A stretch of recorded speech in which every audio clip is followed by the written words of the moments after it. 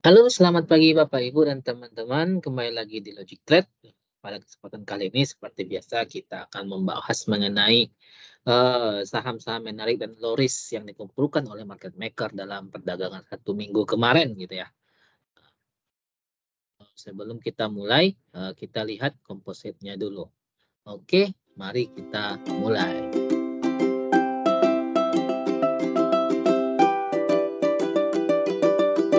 Oke, kita lihat komposit dulu Bapak Ibu.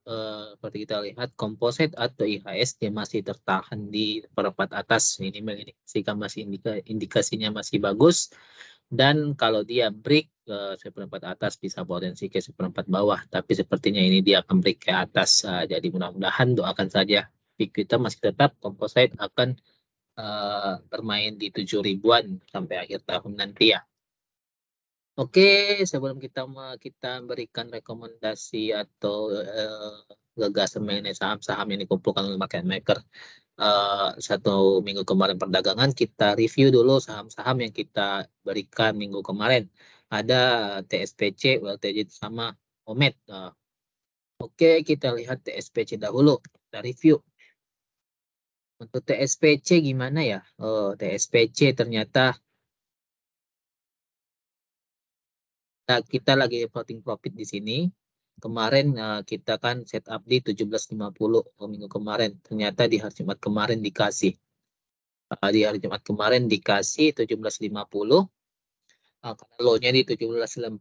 Dan sekarang kita lagi floating profit. Jadi untuk TSPC ini masih menarik. Apalagi si pemilik perusahaan sangat mengapresiasi perusahaannya ini dengan cara terus membeli sahamnya gitu ya. Jadi masih sangat bagus untuk SPC. Kita kumpulkan saja. Apalagi ini sangat low risk. Di support dia ya. Berikutnya di ULTJ, Ultra Jaya Milk. ULTJ ternyata kita di sini floating loss ya, tapi belum sampai ke batas cut loss. Dan kemarin dia tertahan di MA20-nya, di MA20. Bisa MA20 ada kemungkinan untuk mantul. Kalau untuk average down mungkin inilah saatnya gitu ya. Eh, Target kita tetap sama, masih di 1870. Kita bisa cut loss di apabila dia close di bawah 1610 ya, 1610. Itu untuk LTG gitu ya. Nanti kita tunggu saja push rank dari pemilik perusahaan ini. Ini tanda-tandanya bakal ada push rank seperti kita bulatin kemarin, ada volume yang menarik di sini. Dan penurunannya ini juga volume-volume kecil. Jadi kesempatan kita untuk average down lah untuk LTJ. Average down untuk minggu ini ya. Bagus sekali saya rencananya bakal average down ini. Berikutnya itu adalah OMED. Ada OMED. OMED ini belum jalan juga ya. Ya. Ini kemarin sempat di spike sampai ke 2012. Kalau ada yang udah TP, happy cuan. Tapi kalau masih hold, ya masih bagus untuk OMED. Nah, kita view kita sampai di 280. Apalagi ini adalah salah satu saham mutiara terpendam yang kita bahas di video kita sebelumnya ya. Jadi masih bagus untuk OMED, masih hold juga. So, apa saham-saham yang kita rekomendasikan untuk minggu depan untuk ditradingkan yang dikumpulkan oleh market maker 1 minggu kemarin? Kita yang pertama adalah Hoki atau Buyung Putra. Kenapa Buyung Putra? Di sini BK ngumpulin. Nah, asing mulai ngumpulin di sini ya hoki ini 1 minggu kemarin. Apalagi sekarang sentimennya itu banyak negara sudah mulai menyetop keran ekspor untuk apa ya, keran ekspor untuk beras karena El Nino. Jadi ini menjadi sangat menarik untuk diperhatikan ya, menarik untuk diperhatikan gitu. Jadi kalau kita mau mau masuk begini setupnya bisa begini ya. Bisa kita masuk di harga kemarin, close kemarin, kita bisa stop loss jika dia close di bawah 123. Kita bisa TP terdekat di 150 gitu ya. Risk reward menarik 1:2. Tapi untuk lebih menarik lagi, kalau dapat, kita bisa buat dua cara ya. Oke, kalau dapat kita bisa masuk di sini, di 129. Kalau dikasih kita bisa masuk 129, stop loss-nya lebih kecil lagi, tapi risk reward-nya sama gitu ya. Stop loss-nya, tapi risk reward-nya kalau kita geser ke bawah untuk masuk kita, kalau dikasih 129 lebih menarik lagi karena dia bisa menjadi 1/3,5 untuk risk reward-nya. Tapi yang mau agresif mengambil sekarang juga boleh, apa gitu ya. Saya pribadi tunggu saja 129. Nanti kalau tidak dikasih barang saya akan HK biasanya begitu dengan mempertimbangkan bid offer-nya. Berikutnya apa lagi? Berikutnya adalah BNGA, Bank CIMB Niaga. Kalau untuk BNBA, gimana Pak? Menarik. Kita bisa lihat di sini. Ada volume yang sangat menarik di sini. Ada akumulasi di sini. Ada akumulasi ditambah juga di sini ada resisten. Jadi kita bisa buy on breakout di sini ya. Kalau dia break 1.700 sampai 710 dia break ini, kita bisa pertimbangkan untuk buy gitu. Buy. Kenapa? Buy. Dan ini cenderung kalau kita lihat ada pola double bottom di sini. Cenderung dia akan breakout dengan mempertimbangkan volume yang ini. Volume yang selama 5 hari ini. Dan ini sedang diakumulasi juga. Nanti siapa yang akumulasi, teman-teman bisa cek saja di broker summary ya. Kalau secara trend line, dia sudah break. Secara trend line dia sudah break. Kalau secara trend line dia sudah break. Nah, dia sudah break trend line di sini, volumenya juga menarik gitu. Jadi kita bisa buy apa namanya? Buy apa? Buy breakness BOS ya. Buy on break BOS. Buy on BOB, buy on break. Tapi kalau buy on break ya, kalau buy on break after confirmation biasa after konfirmasi biasanya dia kita setelah dia break retest lagi kita bisa pertimbang untuk beli di situ. Tapi kalau untuk yang agresif bisa buy on break before confirmation BOOC ya. Before confirmation caranya gimana?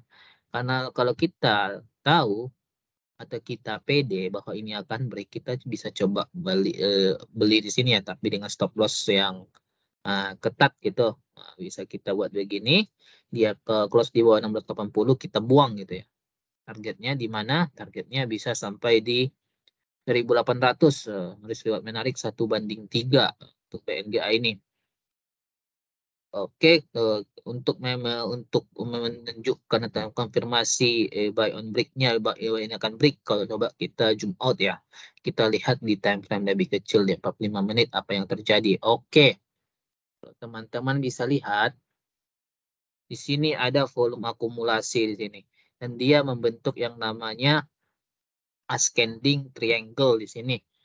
Continuation pattern untuk teknikal ya. Dan secara bandarmologi juga kita bisa lihat ini akumulasi. Secara teknikal atau chart bisa kita lihat volumenya ini menunjukkan adanya akumulasi.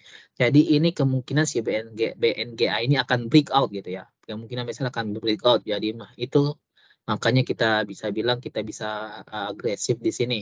17 langsung masuk saja gitu ya. Tapi kalau yang mau aman setelah breakout retest lagi bisa ambil gitu. Karena itu ada after confirmation. Terserah teman-teman. Nanti keputusan jual beli ada teman-teman. Kalau saya akan HK di sini sepertinya nanti hari Senin minggu depan. Ditambah lagi seperti kita tahu BNGA itu mempunyai sentimen free float ya. Di akhir tahun ini mereka harus memenuhi free float di atas 7,5% gitu ya. Apalagi karena sekarang mereka itu free floatnya itu di bawah 7,5. Jadi mereka harus memenuhi 7,5 itu dengan cara bagaimana?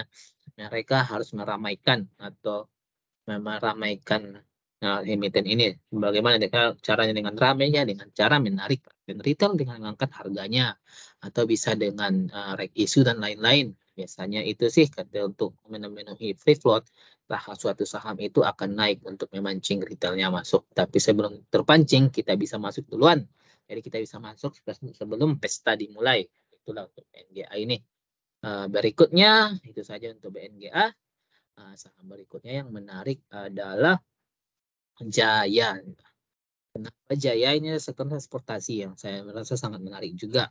Karena selain transportasi, Jaya ini mempunyai bisnis yang lain gitu ya. dan mungkin akan keluar profitnya di laporan Q3, laporan keuangan Q3 tahun ini. Nanti bisa dilihat. Kenapa menarik? Itu salah satunya yang kita bahas sebelumnya.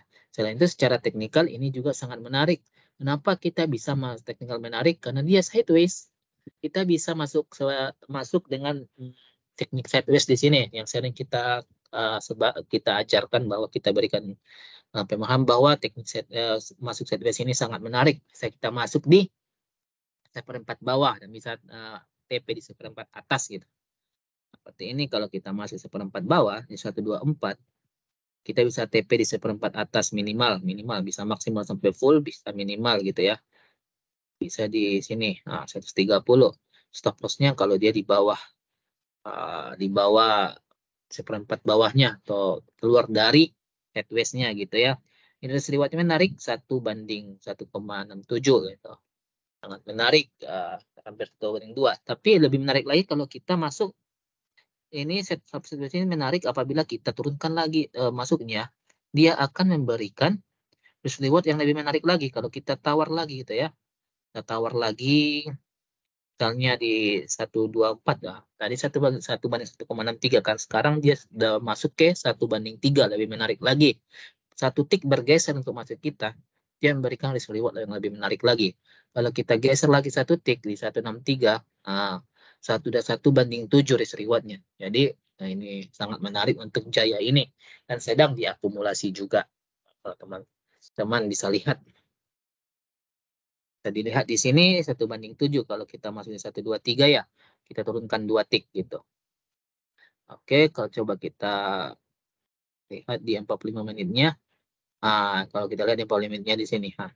Teman-teman bisa lihat, ada spike volume di sini, menunjukkan bahwa ada buyer yang sedang akumulasi barang ini gitu, seperti BNGA tadi, spike volume hijau gitu, itu menandakannya ya. Jadi ini bisa menunjukkan bahwa saham ini sedang dijagain juga. Oke, itu saja untuk Jaya. Jadi kita punya 3 saham untuk minggu ini. Yang pertama itu adalah Hoki, karena dengan sentimen, didukung sentimen naiknya harga beras, karena juga ada El Nino, naik harga beras, keran-keran ekspor untuk negara-negara tetangga juga ditutup. Jadi itu menjadi sentimen untuk Hoki gitu. Nah, dengan naik harga beras, pendapatannya pasti akan meningkat juga gitu. Yang kedua adalah BNGA, dengan sentimennya itu adalah free float gitu ya. Free float 7,5% yang harus dipenuhi. Yang ketiga yang terakhir adalah Jaya, karena mereka mempunyai bisnis baru. Bisa teman-teman lihat, selain Armada Jaya, mereka juga punya bisnis yang mungkin sebelum saya ungkap di sini, tapi teman-teman bisa cari sendiri. Nah, mungkin keuntungan dari bisnis itu akan terlaporkan di kuartal 3 dari laporan keuangan Jaya ini. Selain itu juga dia sideways, bisa kita masuk setup sideways di sini, sangat menarik.